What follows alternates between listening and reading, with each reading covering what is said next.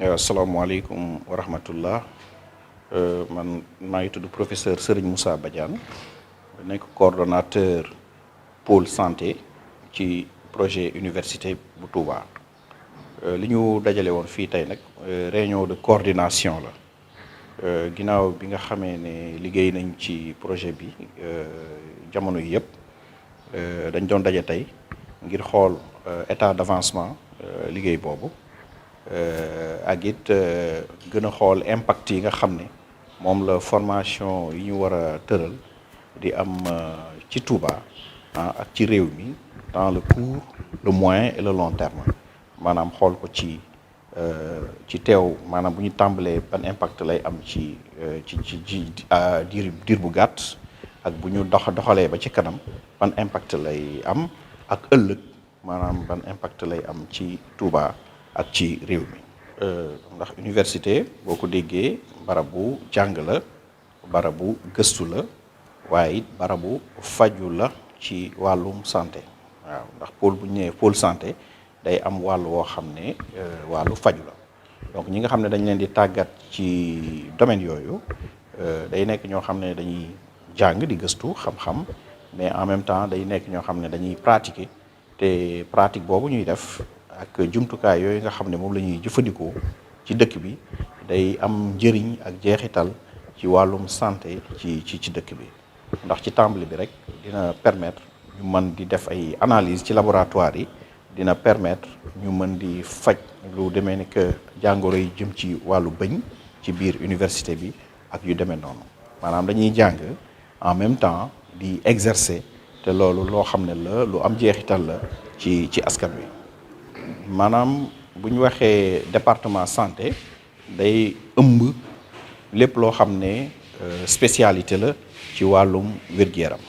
waaw waaye nag duñ tàmbalee ndoo lépp dañuy tàmbali ci lenn di avancer ndànk-ndànk ci loolu maa ngi ànd fii tey ci ndaje mi ak professeur Cheikh Mbacké Lo nga xam ne réew mi yëpp ràññe nañ ko ci wàllu dentaire diriger agence nationale également de recherche scientifique fii ci réew mi ànd ak le docteur Thiam Makhoury Dia moom nga xam ne aussi wàllu sciences infirmières maanaam ñëpp ràññee nañ ko ci ñooñu dinaa leen sax jox kàddu bu ko defee ñu gën leen a mën a leeral ci seen spécialité yooyu lan lañ ci mën a xaar ci université bi. perspective yi mooy tàmbali liggéey bi perspective bi mooy tàmbali formation yi waaw donc ci loolu lañ nekk waaye nag dañoo bëgg lu nekk bala ñu cee dem rek ñu xam lu leer fu loo xam ne ñu am lu leer ci fi ñuy teg suñu tànk waaw ndax dañoo bëgg daal def liggéey boo xam ne bu mucc ayib ci wàllu université bi. Je voudrais d'abord remercier le khalife général pour la vision, en tout cas pour nous permettre d'avoir une formation en dentaire ici à Touba. Remercier aussi Serigne Ahmadou Badiou, qui est notre porte d'entrée au niveau du khalife, qui porte notre projet et à qui nous donnons toutes les explications qui permettent au marabout de pouvoir prendre des décisions. Nous le remercions très sincèrement. Je voudrais aborder maintenant tout ce qui consiste, parce que le projet concerne 4 domaines. Il y a la médecine générale, il y a la pharmacie,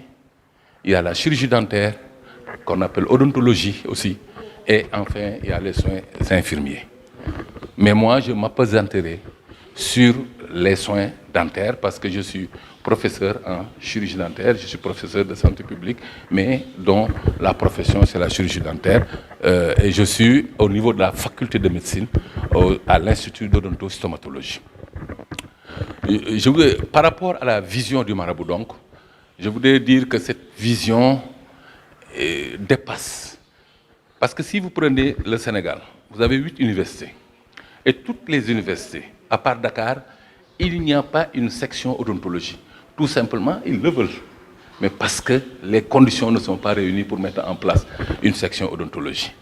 Si aujourd'hui le marabout pense dans sa vision à mettre en place une section odontologie au niveau de Touba, mais nous ne faisons qu'applaudir et nous ne faisons que le soutenir. Nous, en tout cas, professionnels de santé bucco-dentaire. Et je dirais pourquoi plusieurs impacts. D'abord, je disais au Sénégal, nous avons 500 dentistes. Depuis que nous avons commencé à former, nous avons formé environ 500 dentistes. Et l'OMS recommande un dentiste pour 30 000 habitants. Nous, si nous faisons le calcul, à Dakar, nous avons le ratio. Nous avons peut-être un dentiste pour 20 000. En un moment, nous avions fait les études, un dentiste pour 25 000 à peu près habitants. Mais si nous sortons et que nous allons dans la région, par exemple, de Diourbel, vous verrez qu'on se retrouvera avec un dentiste pour 140 000 habitants à peu près. Et pourtant, quand vous allez en France, c'est un dentiste pour 2 000 habitants. Vous voyez, donc l'écart est énorme. Et donc, ce qui conforte d'ailleurs la vision. Ça, c'est le premier impact. Le deuxième impact, c'est que nous aurons un rayonnement international. Parce que tout simplement, il n'existe que 3 écoles dentaires aujourd'hui à Dakar, au Sénégal. Et dans la sous-région, en tout cas en Afrique de l'Ouest, il n'y a que 2 écoles dentaires, c'est Côte d'Ivoire et Sénégal. Et lorsque nous allons ouvrir cette section, ce qui est sûr, nous aurons minimum 200 demandes venant de l'extérieur pour s'inscrire à cette section-là. Ce qui fait un rayonnement international. Parce que c'est comme ça, effectivement, on dira la section odontologie de Touba. Et ce qui fera vraiment le rayonnement international de cette université, parce qu'on parlera de l'université de Touba à travers l'odontologie, parce qu'il y aura beaucoup d'étrangers qui viendront faire leurs études ici. Donc ça, c'est un impact sur le plan. Sur le plan maintenant local, nous savons tous que les soins dentaires coûtent excessivement cher. Ce n'est pas seulement au Sénégal, même dans les pays, parce que moi je suis économiste de la santé et j'ai fait des études par rapport à ça. Même dans les pays européens, mais la chirurgie dentaire, on ne touche pas. Vraiment, c'est pour les nantis. Aujourd'hui, à Touba, on sait très bien que dans toutes les familles, il y a des problèmes dentaires. Et ce serait intéressant d'ailleurs, et moi je m'y attellerai, de faire une enquête épidémiologique pour savoir les besoins ici, en tout cas au niveau de Touba. Et je sais qu'on aura, je mettrai un étudiant dessus d'ailleurs pour faire une enquête sur ça, et je suis persuadé qu'on aura des chiffres, en tout cas des prévalences très élevées. Ce qui fait donc que si on a cette formation ici à Touba, la formation, nécessairement, il y aura des fauteuils dentaires. Et nécessairement, il y aura des soins au niveau de l'université qui seront prodigués non seulement par les étudiants, mais supervisés par les professeurs. Ce qui fait que ce seront des soins de qualité. Et ça permettrait aux populations de payer moins cher et d'accéder à des soins de santé, surtout à des soins dentaires. Donc ceci va donc être un avantage sérieux pour les populations et ça va permettre de soulager donc les populations. Toujours sur le plan local, nous avons beaucoup de jeunes qui sont dans les écoles, qui sont en train d'apprendre, qui peut-être demain voudront faire la chirurgie dentaire. Ça permettrait d'avoir des ressources humaines aussi localement. Et la formation va permettre d'avoir des chirurgiens dentistes qui vont, après leur étude, quand même, combler le gap qui existe à Touba avec des installations, surtout même privées, mais également publiques. Et ceci va permettre quand même, sur le plan, en tout cas, couverture, de pouvoir couvrir la région, mais surtout le département. Et mais surtout, de permettre à toutes les régions qui tournent autour de pouvoir venir à Touba pour se soigner moins cher. Quatrièmement, ça va permettre aussi aux populations d'accéder aux spécialistes de chirurgie dentaire. Parce que la chirurgie dentaire, il y a plusieurs spécialités. Et ça va permettre aux populations, ceux qui allaient à Dakar, ceux qui allaient au Maroc pour se soigner, de pouvoir se soigner ici, parce qu'il y aura des enseignants spécialistes qui pourront les prendre en charge. Et globalement, c'est vraiment les impacts que nous pouvons dire. Et maintenant, il y a des impacts économiques. Ça, on y reviendra plus tard. Voilà vraiment les quelques impacts que je pouvais, en tout cas, vous livrer pour vous dire que dans la vision du Khalif, vraiment, elle est extraordinaire et nous en parlerons plus tard. En tout cas, c'est une chance pour le Sénégal et je pense que c'est une chance que nous allons saisir. Merci beaucoup. maa ngi leen di nuyu bu baax jiite nuyoo bi sëñ Mountakha di ko ñaanal mu yàgg lool te wér di nuyu bu baax sëñ Ahmad Badawi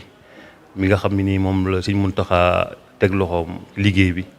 mu gëriñ fi liggéey bi boobu léegi ñu nekk ci di ci yëngatu ci commission yi man maay Mor Faye professeur Mor Faye maa ngi nekk ci comité de pilotage élargi bi nga xam ne nii ñoo ànd ak si Ahmad Badawi di liggéey bi daal am mbégte rek ni liggéeyu tey bi day loo xam ne dafa ñëw roofu ci fi newoon daal am daal liggéey yu am solo defoon ko ci ginnaaw ci commission yi yëpp di sàmmar li nga xam ne ni moom lañu war a jàngale programme yi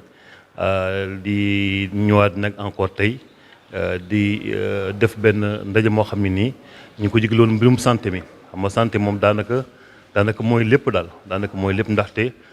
boo amee wér-gu-yaram moom daanaka lu bari day daal di yomb daal léegi nag moo tax liggéey bu mel nii ñu rafetlu ko bu baax a baax rafetlu bu baax a baax xam naa si ñu Ahmad Badawi kàddu mooy gën a jóg kaw waaye xam naa remercier bu baax a baax ñi nga xam ñoo ànd ak liggéey bi mu experts yi di fàttali tamit nii ñoom kàngam yu gën a kawe ci affaire yu njàngale ci université yi ci amee médecine ak aussi di wax tamit ni liggéey bi yaatu lañu def nag ndaxte même commission bi nga xam ni moo def programme yi ñi nga xam ñoo nekk ci dëkk bi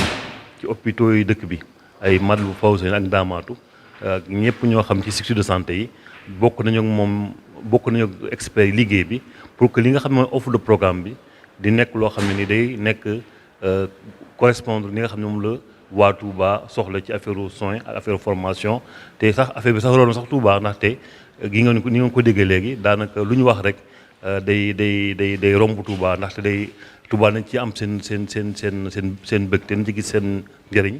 gox yi wër Touba ak réew mi yëpp dañ ci gis seen njëriñ daal mooy donc loo xam ne daal lu am solo lu baax a baax ci liggéey bi ñu def ci commission yi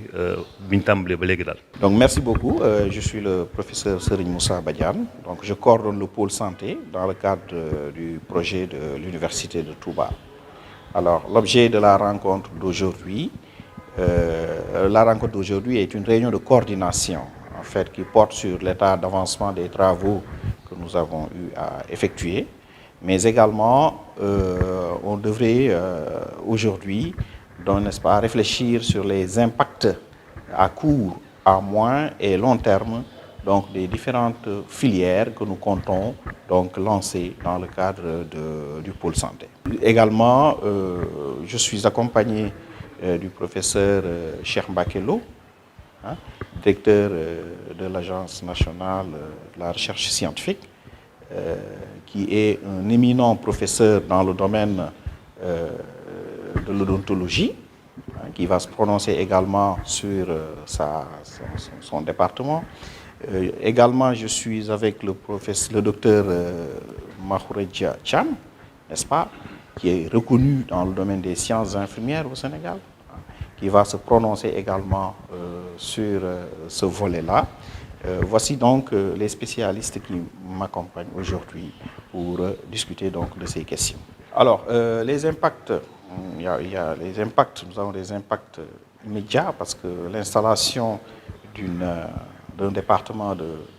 santé au niveau donc, de l'université va avec l'installation d'équipements, notamment des laboratoires,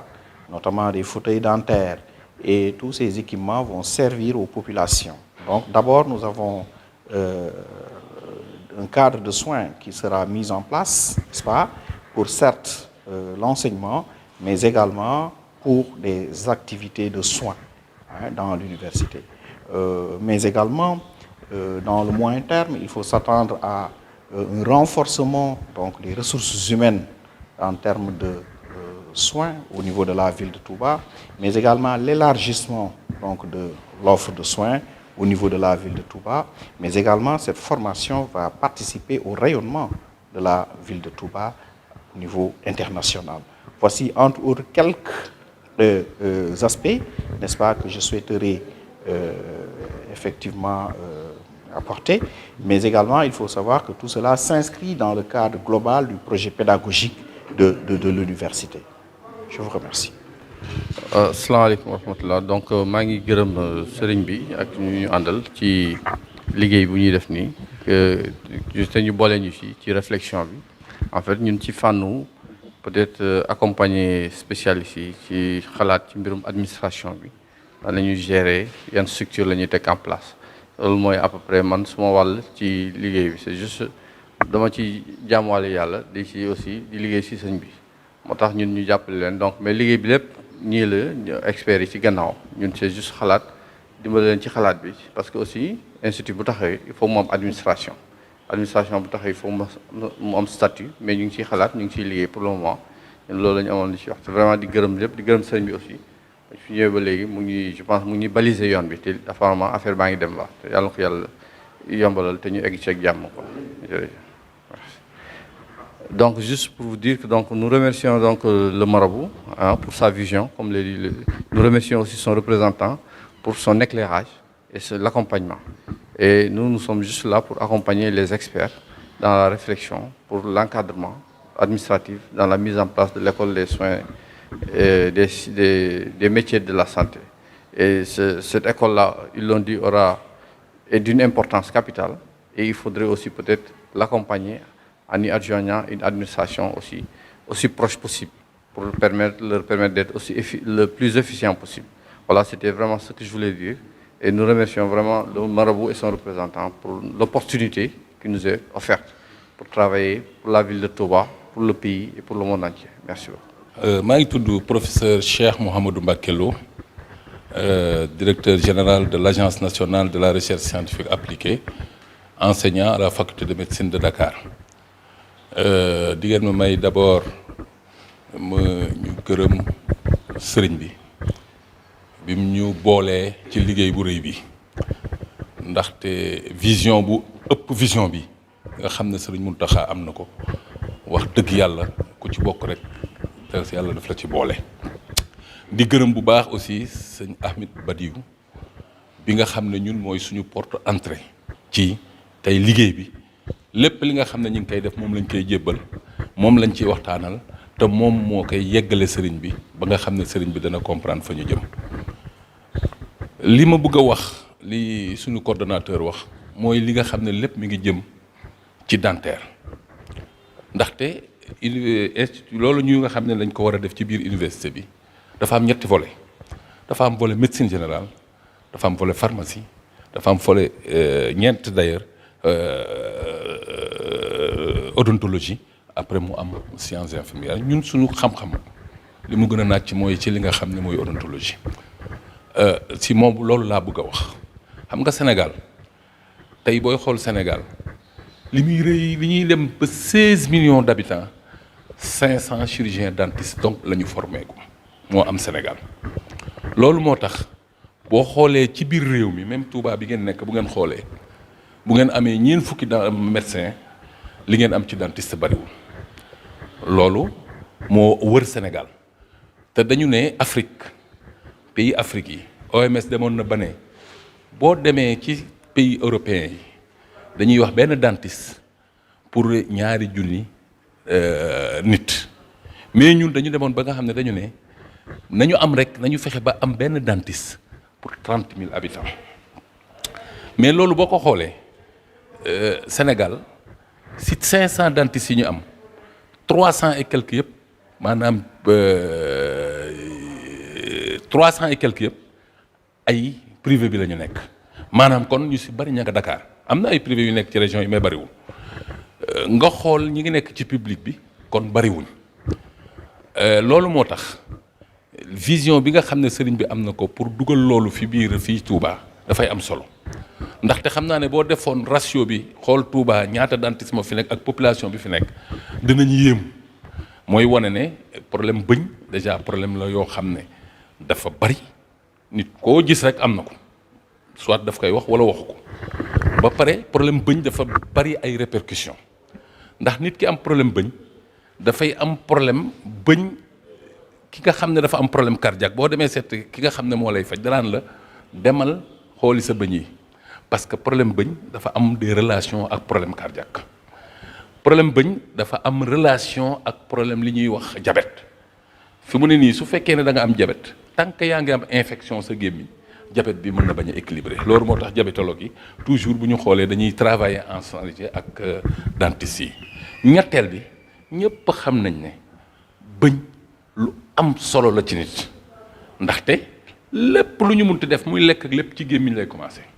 te bu fekkee ne ci gémmiñ bi la nga xam ne war nga ko def ba nga xam ne giir bi dana ko mën a kii bu fekkee ne amoo bëñ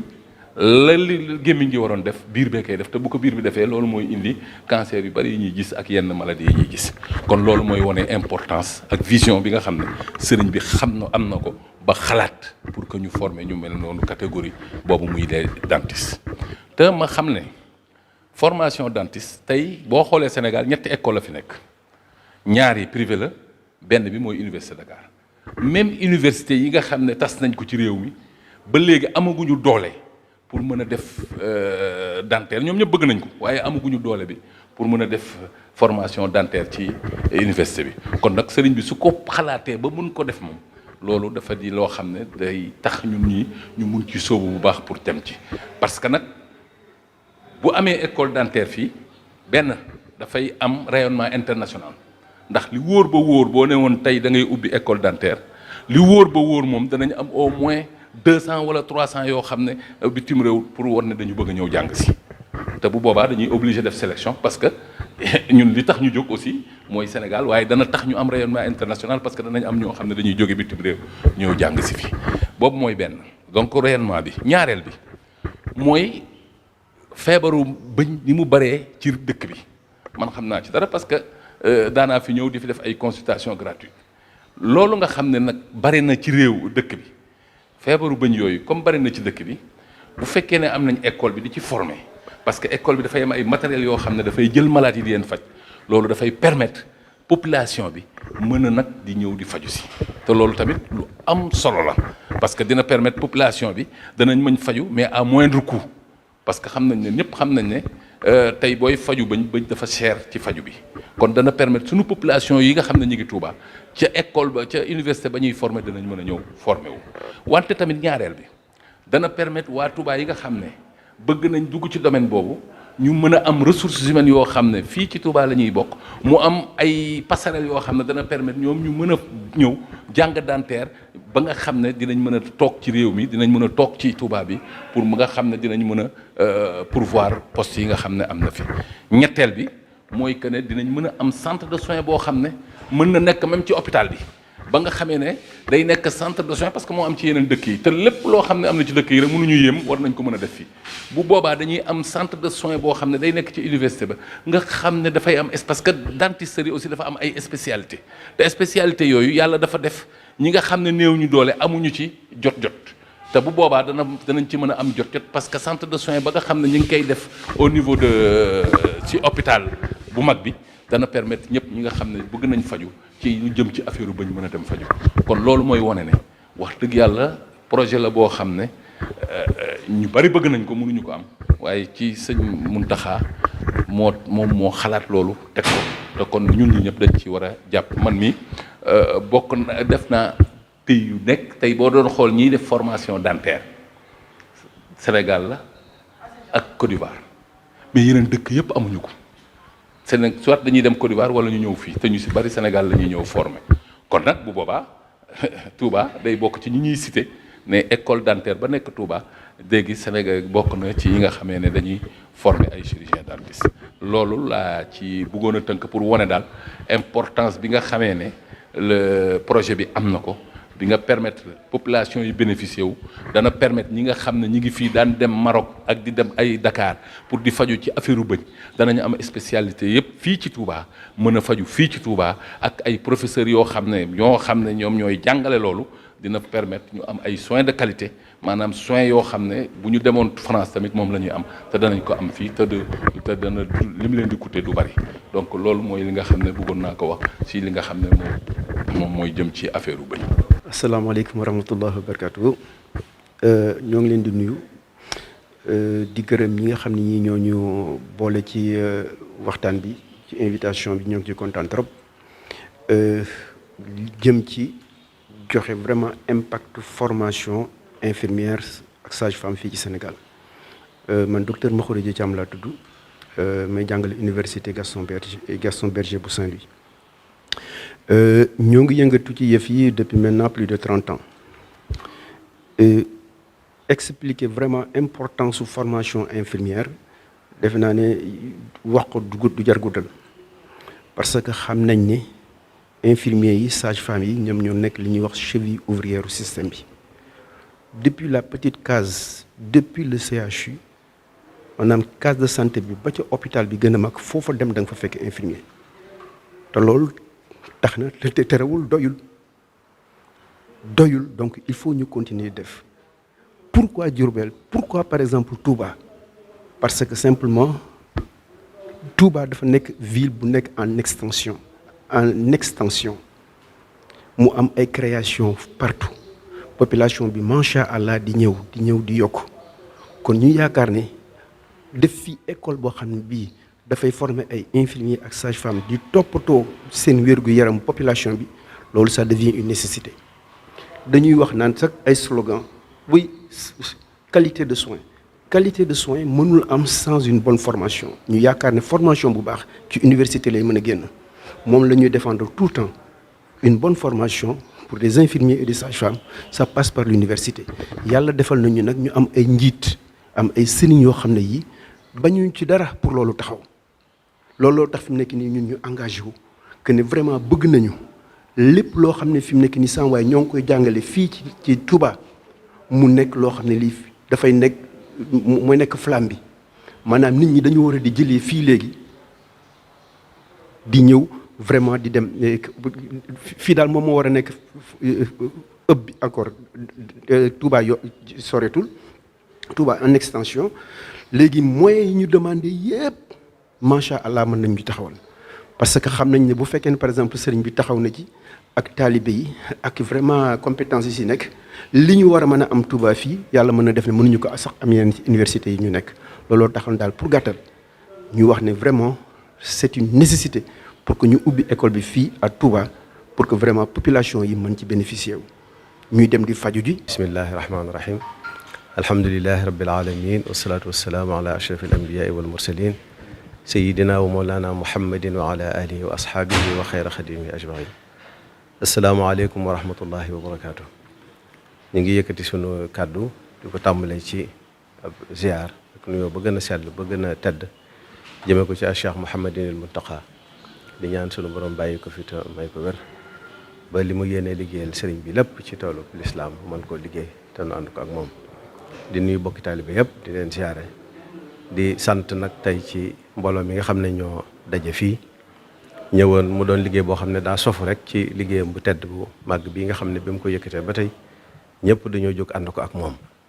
mu doon liggéey bu yaatu nag boo xam ne ni ñu koy waxee waxtu wu ne dañ ko séddale ci ay pàcc maanaam ay commission yu bari lool yoo xam ne bari nañu ñu ne ci biir liggéey bi sax te xamuñu nu mu toll waaye benn bu ci nekk rek dañuy jàpp ne mooy bi ëpp solo tey nag ñu daje woon fi ak ñi nga xam ne ñoo yor wàllu wér-gu-yaram ci mu jàmmaw ci Ahmadul Xadim bi nga xam ne ni ñu koy waxee waxtu wu ne ab université lañ koy tuddee ngir barkeelu làmmiñu Cheikh Abdoulaye Ahad mi nga xam ne moo ko sosoon te Cheikh Mouhamadul Muntaxa ñëw di ko yëgale waaye système wala modèle éducatif wala manhaj tarbawi la boo xam ne dafa ëmb mboolem xeeti xam-xam yi nga xam ne doomu aadama da ko soxla ci ak dundam